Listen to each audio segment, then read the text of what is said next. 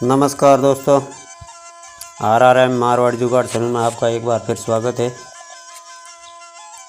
सिंहासन बत्तीसी की अगली कड़ी में आज सुनेंगे अगली कहानी। तो सुंदर ज्योति नामक 21वीं पुतली की कथा इस प्रकार है कि एक बार विक्रमादित्य एक यज्ञ करने की तैयारी कर रहे थे। वे उस यज्ञ में चंद्रदेव को आमंत्रित करना चाहते थे। चंद्रदेव को आमंत्रण देने कौन जाए, इस पर विचार करने लगे। काफ़ी सोच विचार के बाद उन्हें लगा कि महामंत्री ही इस कार्य के लिए सर्वोत्तम रहेंगे। उन्होंने महामंत्री को बुलाकर उसे विमर्श करना शुरू किया। तभी महामंत्री के घर का एक नौकर वहां आकर खड़ा हो गया। महामंत्री ने उसे देखा तो समझ गई कि अवश्य कोई बहुत ही गंभीर बात है, अन्यथा वह नौकर उसके पास नहीं आता। उन्होंने राजा से क्षमा मांगी और नौकर से अलग जाकर कुछ पूछा। जब नौकर ने कुछ बताया तो उनका चेहरा उतर गया और वे राजा से विदा लेकर वहां से चले गए। महामंत्री के अचानक दुखी और चिंतित होकर चले जाने पर राजा को लगा कि अवश्य ही महामंत्री को कोई कष्ट है। उन्होंने नौकर से उनके इस तरह जाने का कारण पूछा तो नौकर हिचकिचाया। जब राजा ने आदेश दिया तो हाथ जोड़कर बोला कि महामंत्री जी ने मुझे आपसे सच्चाई नहीं बताने को कहा था। उन्होंने कहा कि सच्चाई जानने के बाद राजा का ध्यान बंट जाएगा और यज्ञ होने वाला है, उसमें वैधान होगा। राजा ने कहा कि महामंत्री उनके बड़े ही स्वामी भक्त सेवक है और उनका भी कर्तव्य है कि उनके कष्ट का हर संभव निवारण करें। तब नौकर ने बताया कि महामंत्री जी की एकमात्र पुत्री लंबी समय से बीमार है। उन्होंने उसकी बीमारी एक से बढ़कर एक वैद्य से दिखाई, पर कोई भी चिकित्सा कारगर नहीं साबित हुई। दुनिया की हर औषधि उसे दी गई, पर उनकी हालत बिगड़ती ही चली गई। अब उसकी हालत इतनी खराब हो चुकी है कि वह हिलडुल नहीं सकती और मरणासन हो गई है। विक्रमादित्य ने जब ये सुना तो व्याकुल हो गए। उन्होंने राजवैद्य को बुलाया और जानना चाहा कि उसने महामंत्री की पुत्री की चिकित्सा की या नहीं की। राजवैद्य ने कहा कि उसकी चिकित्सा केवल ख्वांग बूटी से ही की जा सकती है। दुनिया की अन्य कोई औषधि कारगर नहीं हो सकती। ख्वांग बूटी एक बहुत ही दुर्लभ औषधि है, जिसे ढूंढकर लाने में कई महीने लग जाएंगे। राजा विक्रमादित्य ने यह सुनकर कहा कि तुम्हें उस स्थान का पता है जहाँ ख्वांग बूटी मिलती है। राजवैद्य ने बताया कि वह बूटी नील रत्नगिरी की घाटियों में पाई जाती है, लेकिन उस तक पहुँचना बहुत ही कठिन है। रास्ते में भयंकर सांप, बिच्छू तथा हिंसक जानवर भरे पड़े हैं। राजा ने यह सुनकर उनसे उस बूटी की पहचान बताने को कहा।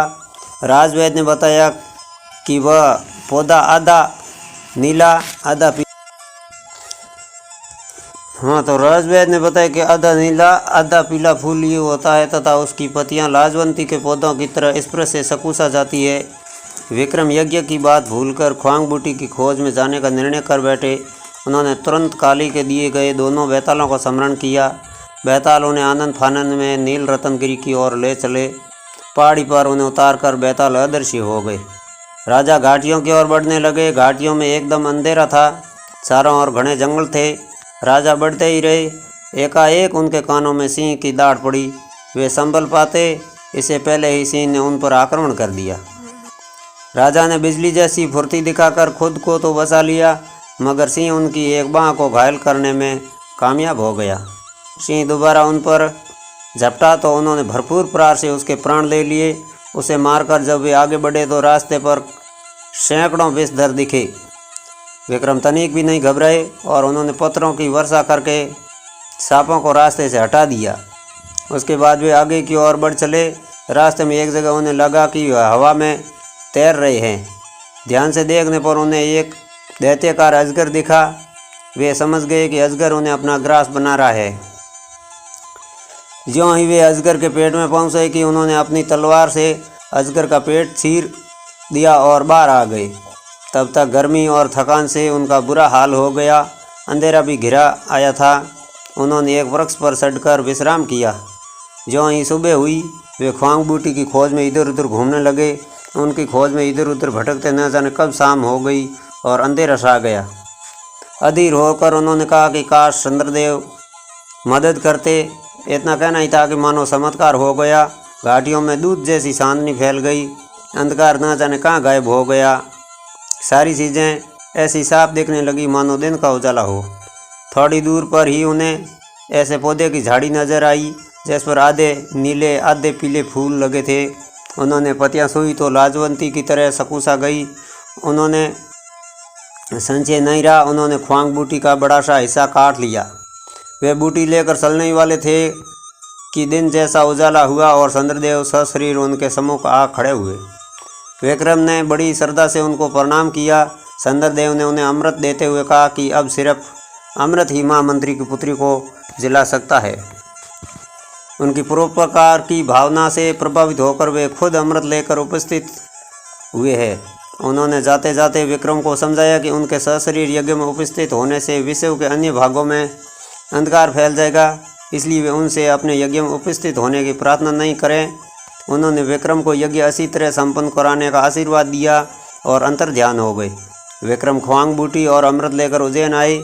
उन्होंने अमृत की बूंदें टपकाकर महामंत्री की बेटी को जीवित कर दिया तथा ख्वांग बूटी को जनहित के लिए रख लिया। चारों ओर उनकी जय जयकार होने लगी। तो ऐसे थे राजा विक्रमादित्य। इतनी कठिन परिस्थितियों में भी प्रजा का साथ देते थे। अगर राजा भोज तू इस प्रकार का है तो इस सिंहासन पर बैठ सकता है, नहीं तो नहीं बैठ सकता। तो ये सी 21वीं पुतली की कहानी, 22 की पुतली की कहानी सुनेंगे अगले भाग में। तब तक बने रहिए आप मेरे चैनल पर। अगर मेरे चैनल पर नए हैं तो मेरे चैनल की सदस्यता लेकर घंटी का बटन दबा दीजिए। मिलते हैं एक नए वीडियो में, तब तक के लिए राम राम।